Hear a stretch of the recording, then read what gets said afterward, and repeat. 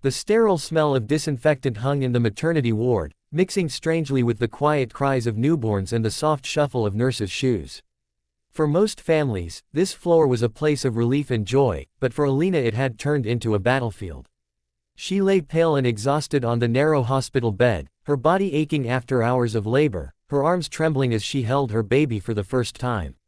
This was supposed to be the happiest moment of her life. Instead, it was being poisoned by the sharp, cutting voice of her mother-in-law. "You've done enough here," the older woman snapped, standing rigidly near the door as if she owned the place. "The child is born. There's no reason for you to stay." Alina blinked in disbelief, convinced she must have misheard. She was still weak, barely able to sit upright without dizziness, and yet the woman spoke as if she were an inconvenience, a visitor who had overstayed her welcome. The baby stirred softly, unaware of the tension filling the room. "What are you talking about?" Alina whispered, her voice hoarse. "I just gave birth." Her mother-in-law scoffed, folding her arms tightly across her chest. "Don't play innocent. You know exactly what I mean. My son doesn't need you anymore. The baby will be fine with us. You should leave." The words hit harder than any physical blow. Nurses paused in the hallway, glancing nervously inside, but no one intervened. Alina's heart pounded, her thoughts spiraling. She had no strength to argue, no strength even to cry properly. It felt as if the ground beneath her had disappeared. "You're rushing to the wrong station," the woman continued coldly. "This journey is over for you." Just when the cruelty seemed unbearable, the door opened again. Everyone expected another nurse or doctor. Instead, a tall man stepped inside, his presence instantly changing the air in the room. He was calm, sharply dressed, his eyes scanning the scene with quiet authority. For a split second, the mother-in-law froze. "What's going on here?" he asked, his voice firm but controlled. The woman's mouth opened, then closed. For the first time, she had no immediate answer. This man was not just a relative or a stranger, he was someone she had not expected, someone whose arrival she had feared. The room fell into stunned silence. He moved closer to Alina, noticing her trembling hands, the fear etched on her face. "You don't have to say anything," he told her gently. Then he turned back to the mother-in-law, his expression hardening. "But you will." She tried to recover, straightening her posture. "This is a family matter," she said sharply. "You have no right." "I have every right," he interrupted. "And what you're doing is unacceptable." The woman's confidence crumbled. Her face drained of color as she realized she was no longer in control. Nurses lingered nearby, sensing the shift in power. Alina watched in disbelief as the person who had just moments ago tried to throw her out now stood speechless, unable to defend herself. Outside the hospital walls, another kind of tension was unfolding, one that would soon capture the attention of millions. On the bright, polished set of the Today Show, Brandon Lake sat across from Hoda Kotb, the cameras rolling, lights blazing. What was meant to be a friendly interview quickly turned heated. At first, the exchange was subtle, slightly sharper questions, slightly defensive answers. Brandon shifted in his chair, his jaw tightening as he spoke about his music, his faith, and the criticism he had faced. Hoda pressed him, her tone firm but professional, challenging his statements and pushing for clarity. But something snapped. "You're not listening to what I'm saying," Brandon said, his voice rising despite his effort to stay composed. "You're twisting it." Hoda raised an eyebrow, maintaining her calm on-screen demeanor. "I'm asking questions people want answers to," she replied evenly. The studio grew tense. Crew members exchanged glances behind the cameras. Brandon leaned forward, frustration spilling out. "This is exactly the problem," he said, gesturing sharply. "You frame everything to fit a narrative." Hoda tried to interject, but Brandon continued, his emotions now fully visible. The polished calm of daytime television cracked as he spoke over her, his words tumbling out faster and louder. Viewers at home would later say they could feel the heat through the screen. "This isn't a fair conversation anymore," he said abruptly, standing up. "I'm done." Gasps rippled through the studio. Hoda looked genuinely stunned, her professionalism tested in real time. "Brandon, wait," she began, but he was already walking off the set, the cameras struggling to follow. Back in the maternity ward, the confrontation had reached its own breaking point. The unexpected guest turned to the staff. "She's staying," he said clearly. "And if there's any further harassment, it will be dealt with immediately." The mother-in-law said nothing. Her lips pressed into a thin line, eyes burning with humiliation and anger, but she had lost. Without another word, she turned and left the room, her footsteps echoing down the corridor. Alina finally exhaled, tears sliding silently down her cheeks. The man beside her placed a reassuring hand on the bedrail. "You're safe," he said quietly. Two very different scenes, worlds apart, yet bound by the same truth. When control is challenged, when voices rise against injustice or pressure, moments explode.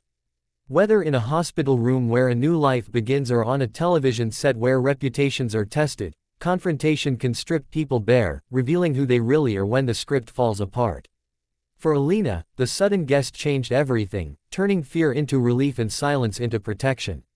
For Brandon Lake, the heated argument became a public rupture, a raw moment that audiences would debate long after the broadcast ended. In both cases, the unexpected shattered the illusion of control, leaving behind stunned silence, and consequences no one had planned for. The corridor outside the maternity ward was unusually quiet, as if the hospital itself were holding its breath. Inside the small room, the tension was so thick it felt visible, like a heavy fog pressing against the walls. Alina lay motionless on the bed, her body still shaking from childbirth, her mind struggling to keep up with what was happening. The baby slept against her chest, tiny fingers curled, completely unaware that the world it had just entered was already demanding battles from its mother. Her mother-in-law stood near the window, back straight, chin raised, eyes cold and assessing. She did not look at the baby with tenderness or pride. Instead, she looked at Alina as if she were an obstacle that needed to be removed. "I told you already," she said sharply, turning around. "You don't belong here anymore. My son made a mistake, and mistakes are corrected." Alina swallowed, pain tightening her throat. "This is my child," she said softly. "I just gave birth. You can't do this." The older woman laughed, short and humorless. "Don't dramatize. Women have been giving birth for centuries. You're not special." She stepped closer, lowering her voice. "Be grateful I'm even allowing you to say goodbye properly." Each word landed like a slap. Alina searched the room for help, for anyone who would step in, but the nurse had just left, and the door was closed. Her strength was gone, drained by labor and shock. The fear wasn't just emotional anymore, it was physical, a cold sensation crawling up her spine. "You're rushing to the wrong station," her mother-in-law continued. "This family train doesn't stop for you." Just then, the door opened. The sound was ordinary, but the effect was explosive. A man entered, pausing briefly as he took in the scene. The pale young woman on the bed, the baby, the domineering figure standing over them. His expression shifted instantly from neutral to severe. "What is happening here?" he asked. The mother-in-law stiffened. For the first time since she had entered the room, she hesitated. "This doesn't concern you," she snapped, but her voice lacked its earlier confidence. "It concerns me if someone is being threatened in a hospital," he replied calmly. He walked further inside, his presence filling the room without a single raised gesture. "And from what I see, that's exactly what's happening." Alina felt something loosen inside her chest. She didn't know why, but she knew this man had changed the balance of power. She clutched the baby tighter, tears finally escaping. The mother-in-law tried to regain control. "This woman is unstable, emotional. She's not fit to." "That's enough," he cut in sharply. "You don't decide that. And you certainly don't get to throw a woman out of a maternity ward hours after she gives birth." Silence fell. The older woman's face flushed with anger, then slowly drained of color. She opened her mouth, but no words came out. For once, she had no argument that would work. Outside this quiet hospital drama, another confrontation was unfolding under bright studio lights, where silence was the enemy and cameras captured every breath. Brandon Lake sat on the familiar couch of the Today Show, hands clasped, trying to stay composed. The interview had started smoothly, but the tone had shifted almost imperceptibly. Hoda Kotb leaned forward, her question polite but pointed. "Some critics say your recent statements blur the line between faith and performance. How do you respond to that?" Brandon smiled tightly. "I respond by saying they misunderstand me." She nodded, but pressed on. "Or maybe they understand you and simply disagree." The smile vanished. Brandon exhaled slowly, the way someone does right before losing patience. "That's not what's happening," he said. "You're framing this like I'm being dishonest." I'm giving you a chance to clarify, Hoda replied calmly. But clarity was no longer what Brandon felt. The studio felt smaller, hotter. Years of being questioned, labeled, reduced to headlines boiled to the surface. You're not asking to understand, he said, his voice rising.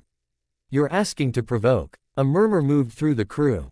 Hoda's expression stayed professional, but there was a flicker of surprise in her eyes. That's not fair, she said. Neither is this conversation, Brandon shot back. His hands moved as he spoke now, frustration spilling out. You invite me here and then corner me with loaded questions. Hoda attempted to steer things back. Brandon, No, he interrupted, standing up abruptly. I'm not going to sit here and be dissected for entertainment.